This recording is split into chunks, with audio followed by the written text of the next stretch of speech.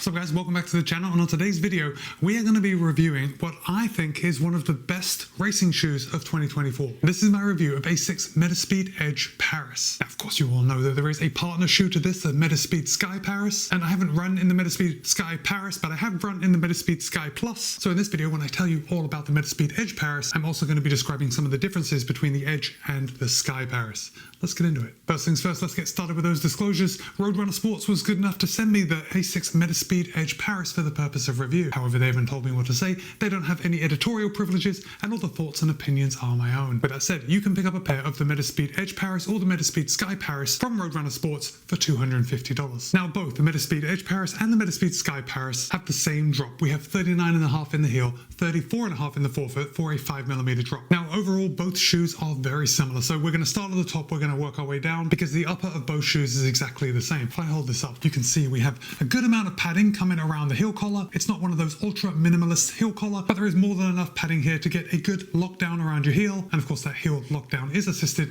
by this semi-rigid heel counter. And if I really push, I'm able to push in like that, but it's not super floppy. It's just not super rigid. Anyway, I didn't have any issues with the heel lock in the METASPEED Edge Paris. The upper has been improved over 2022's Edge Plus. ASICS has gone from Motion Wrap to Motion Wrap 2.0. It's very light, it's very breathable. To me, this is exactly what I think of when I think of a race day upper. If it's a very cold day, your feet are going to get cold in this upper because it's providing no protection from the wind. Like the wind is going to go straight through this. It is very breathable. On the flip side, on very hot days, your feet are going to stay very cool with this Motion Wrap 2.0 upper. You know, I realized I totally forgot to tell you guys about weight, which is strange because the weight of the METASPEED Edge Plus and Sky Plus for that matter is one of the biggest seller points of this shoe. So by now we all know that all the brands are coming out with their race day options. They're making their shoes as light as possible. We're using very similar components, usually a PEBA-based foam with a carbon fiber plate inside. But until now, the competition has been the Nike Vaporfly 3. And up until now, the Nike Vaporfly 3 has been the lightest shoe that I have. And honestly, the Vaporfly 3 feels incredibly light on your foot. Now, ASICS claims that in a US men's size 9, the METASPEED Edge Paris will only tip the scale at 6.5 ounces or 185 pounds.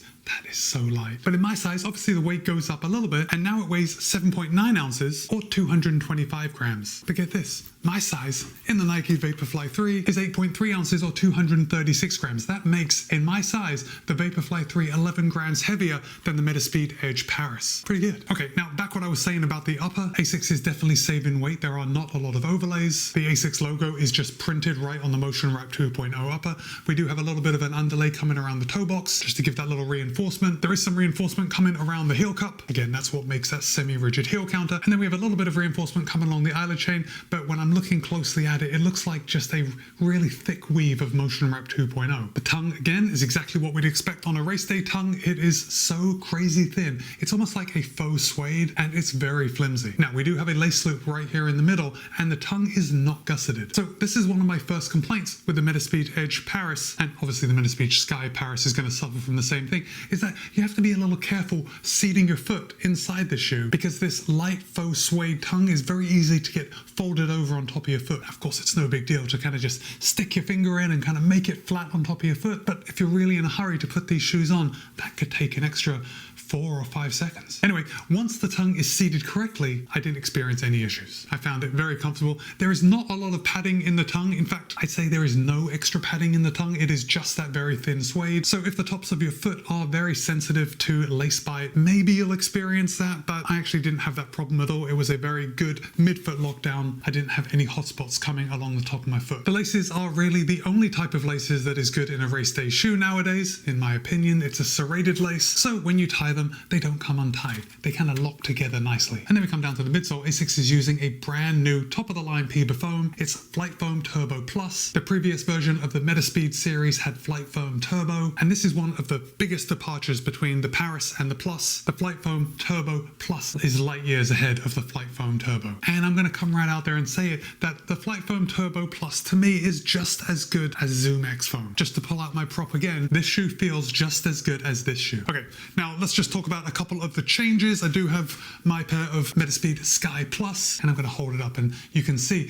Now, I really like this. When this shoe was released, I really like the styling of this midsole foam. It looks very bulbous here in the front, almost like the big bonnet of a car, but they made it a little more streamlined in the Edge Paris and the Sky Paris. And of course, they've totally changed the foam, so it is totally different. Now, something to show you is you might be a little confused between the Edge Paris and the Sky Paris on how to look at them. I mean, they really do look remarkably similar, but the easiest way for you to tell the difference is with this little yellow bit right here. You can see on this pair of the Edge Paris, the little yellow piece only takes up about a third of the midsole foam. Now on the Sky Paris, this yellow piece is quite substantially bigger and it takes up about half of the midsole foam. Now this yellow painted piece of the midsole is also an indicator of where the carbon fiber plate sits within the midsole. So in my pair of the Metaspeed Edge Plus, the carbon fiber plate is going to start high in the heel and it's going to angle sharply down to the forefoot where it's very close to the ground. So there is a minimal amount of foam between the ground and the carbon fiber plate in the Edge Plus. Now in Sky Plus, it's a little different. Instead of having this scooped carbon fiber plate, the carbon fiber plate in the Sky Plus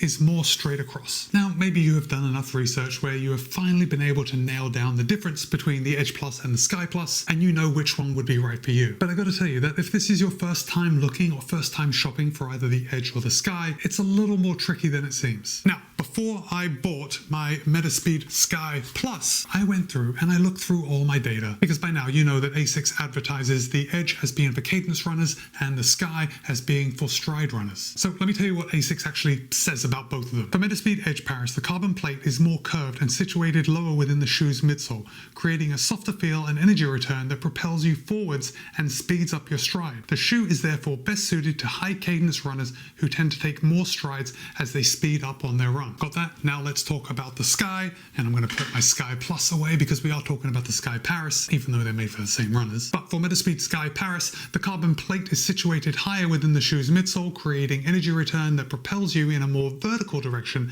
and extends your stride. This shoe is therefore best suited to runners who tend to take longer strides as they speed up their run. Now look, before I chose the Metaspeed Sky, I did go through all my running data and I looked at my cadence and my stride length, and based on that actual concrete data gathered from my watch on every single run, I determined that I was a stride runner. However, when I put the Sky Plus on my foot, I noticed something was missing, but because I had paid full price for that shoe, I didn't want to go out and drop another $250, so I stuck with it. And I thought the Sky was a great shoe, I just wouldn't use it for the marathon. I came to the conclusion that for runners who run how I run, I needed to run a little faster than marathon pace in order to actually utilize the Sky Plus, or the Sky Paris in this case. Now fast forward to the Edge Paris, and I found that this shoe works like a dream for me. Remember, we've got that high carbon fiber plate in the heel, which means when I heel strike, I have a nice soft touchdown, and then it turns out that I do favor a scooped carbon fiber plate where it comes down, and when I roll through my gait cycle and push off, I get a very good feeling of rolling forward, kind of pushing me forward, rather than, as ASICS says, providing vertical movement, which it does in the Sky Paris. Look, I get it, it's very confusing, and I don't want to boil it down to the fact that I am a heel striker, and because I'm a heel striker, the Edge Paris works better for me. That's just how it happens to work out. Okay, now I want to put up on your screen this spec sheet, and I just found it online, but if you want to pause this video and pore over this spec sheet, you can.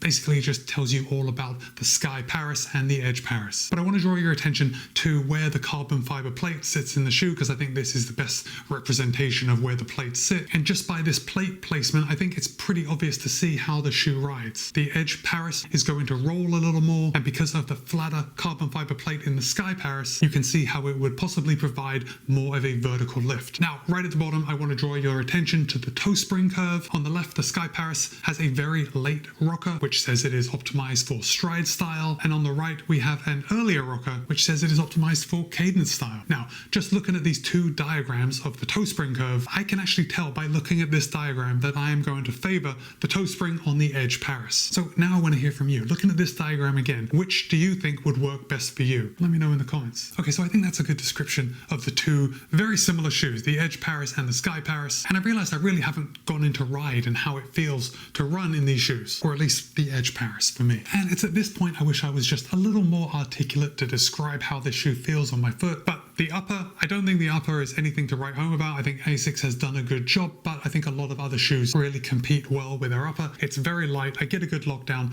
no complaints, no hot spots. Everything just feels good. For me, the star of the show in the METASPEED Edge Plus is the geometry. Now, of course, you could put this geometry in a shoe that was far heavier without a carbon fiber plate and it wouldn't be the same. But I think for the METASPEED Edge Paris, it is more than the sum of its parts. The foam, the plate, the geometry all come together to make a very enjoyable ride. I found that when I was doing marathon pace workouts, I was able to focus on the shoe. And by that, I mean when I started getting tired, I was able to focus on the shoe and how it was pulling me forward, pushing me forward, and making me feel on the run. And to me, because I've run in a lot of carbon plated super shoes, I can tell the difference. And honestly, some are far better than others at kind of taking your mind off of the run itself and realizing that the shoe is giving you some kind of assist. And I felt that way in the METASPEED Edge Paris. Now, is this an unfair advantage? Perhaps. But to me, my experience with the METASPEED Edge Paris, and I had the same experience in the Nike Vaporfly 3, is that when I put this shoe on my foot, it felt like I was running in a super shoe, and it felt like I was going to be faster because I was wearing this shoe. Now, obviously we got a big stack height 5mm drop, which I think is pretty ideal for me, but there's lots of PBA foam. It's very protective and felt nice and soft underfoot. Not too soft. For me, the Vaporfly 3 feels a little softer, but softness isn't everything. But with my experience with super shoes that I've run in, I'm going to say that perhaps if I had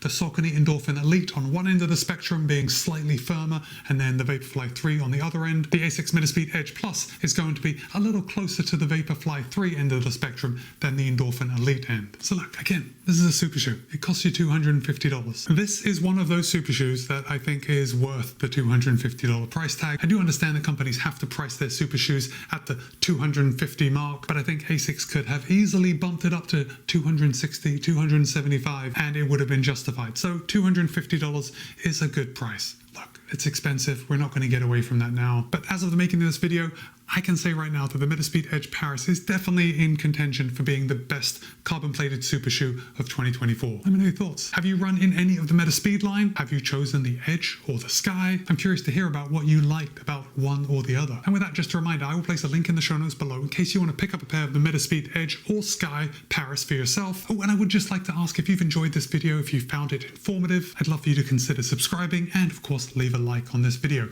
And with that, it's Matt B. This has been my review of the ASICS METASPEED Edge Paris. Be kind, be happy, run well. I'll see you in a couple of days.